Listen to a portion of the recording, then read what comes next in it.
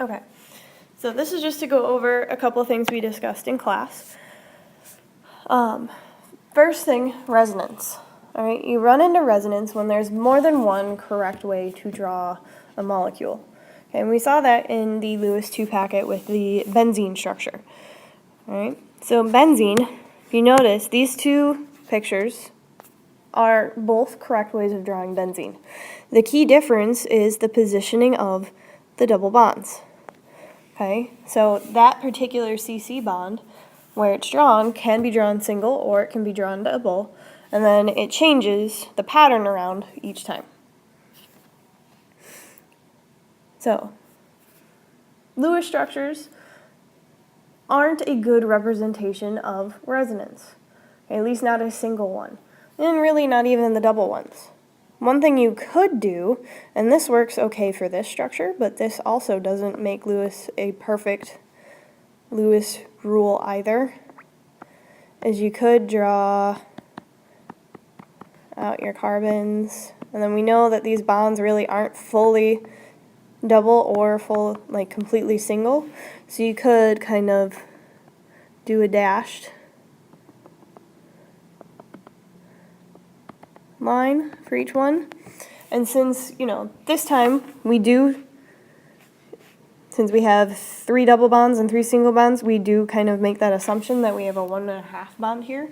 And this picture is a good representation of it, but this isn't the 1.5 bond order isn't the only bond order that resonance structures can make.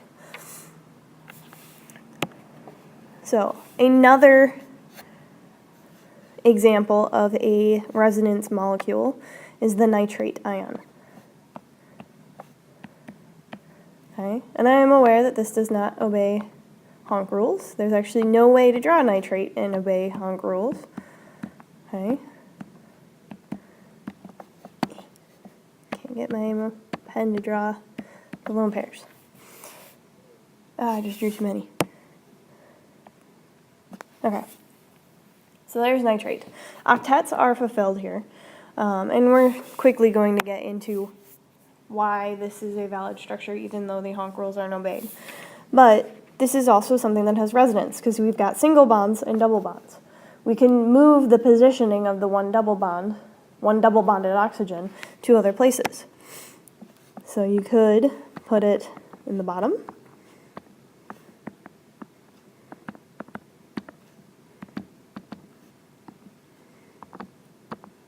Or you could put it on the right side. Double bond.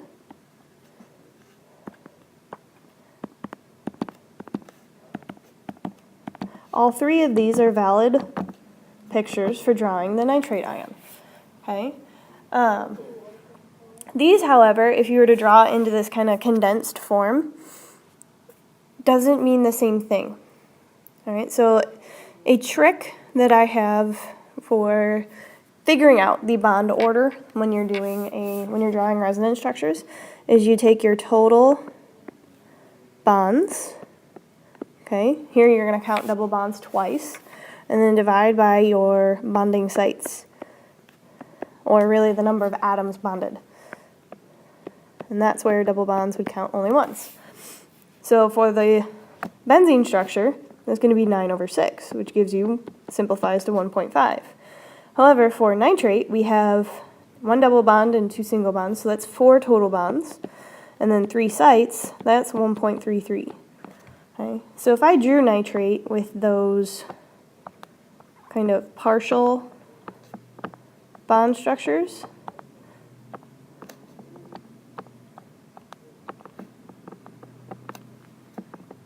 okay, one, it looks the same as the other ones, but those bond orders are not the same. One's 1.33, one's 1.5. Okay, so that doesn't imply the same idea. There's also the fact, where do I put the lone pairs? Because there's supposed to be 2 lone pairs on one oxygen and 3 on the other 2. You can't split lone pairs up. So these are not any better of a structure. And actually the best way to show resonance is to draw out each one. Okay? Because when you have just one molecule, it's easy to sit there and kind of get stuck in thinking, oh, okay, this one is single. This one is definitely a single bond, this one's definitely a double bond. It's the resonance structures that show you, oh wait, no, that doesn't stay true the whole time. Okay? So just keep in mind that whenever you do find double bonds and single bonds of the same kind in a molecule, that's most likely going to give you an option to draw resonance structures. And when that happens, you figure out the bond order this way. Okay? So the next packet that we just got into is the Lewis 3, and that brings in the idea of formal charge. Okay, formal charge is, we haven't talked about it yet because up until now, we've always made things obey the Hunk rule, and the Hunk rule comes from formal charge. Ideally, you'll be able to create a formal charge of 0, but sometimes that doesn't work out, like in the case of nitrate. Okay, so let me draw nitrate again.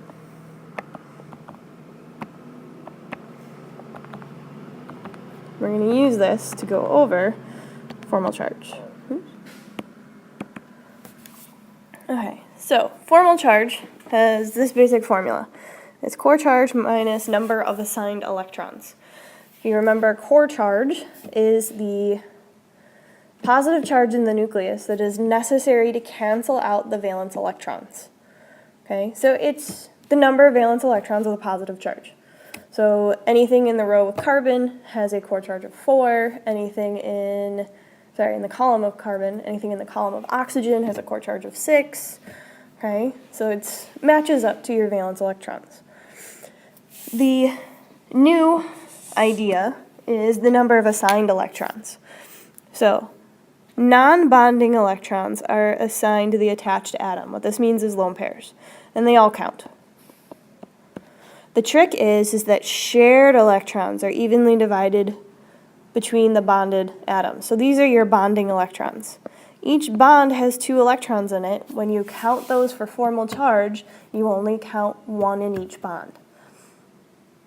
Okay, so an example of this for my single bonded oxygen. Okay, that has 6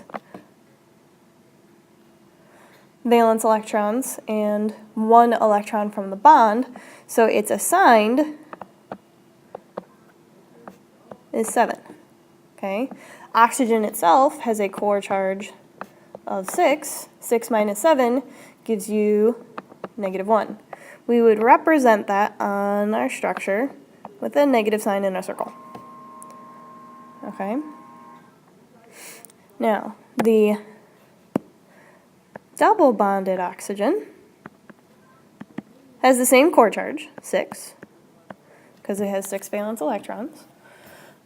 All right, but it has 4 lone pairs and 2 electrons that we can account for from the bonds for the assigned, making the assigned electron 6, giving you a formal charge of 0. We don't record zeros. Okay? That's why we haven't talked about this yet, because we've always been dealing with things that give you a 0 formal charge. When they follow the Hunk rules, the formal charge will always be 0. So, last one to do would be nitrogen. Nitrogen has a core charge of 5. Okay, it's 5 valence electrons. And then nitrogen has 1, 2, 3, 4 electrons from the bonds, because there are 4 bonds on it. So the assigned is 4, leaving you with +1. Okay, so that we'll put as a plus by the nitrogen. All right. If you remember, nitrate ion, NO3, is minus. That negative charge comes from the formal charge. Nitrate's positive, and then we have 2 negative oxygens. 1 negative is canceled out by the positive, leaving you with an excess negative. That's where the negative charge comes from, that extra formal charge that isn't canceled out. Okay? So when it comes down to formal charge, if something is neutral, everything should cancel. If it's an ion, the formal charge creates the charge.